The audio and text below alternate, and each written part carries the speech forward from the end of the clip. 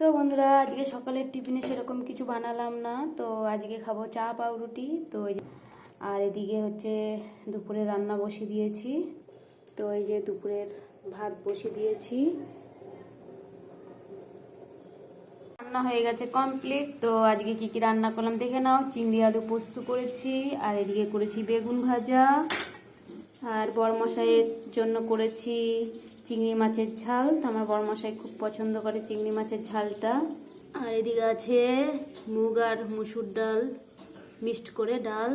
তো আর আছে ভাত। তো বন্ধুরা আমার না এইটুকুই করলাম। তা শুভ দুপুরবেলা বন্ধুরা, এই যে ছাদে চলে এসেছি খাওয়ার জন্য। এই যে তোমাদের ছোটো বোন অলরেডি খাওয়া শুরু করে দিয়েছে। তো তোমাদের ছোটো বোন কী কী নিয়েছে দেখো। এদিকে ভাত ডাল, আর এদিকে চিংড়ি মাছের ঝাল, চিংড়ি আলু পোস্ত।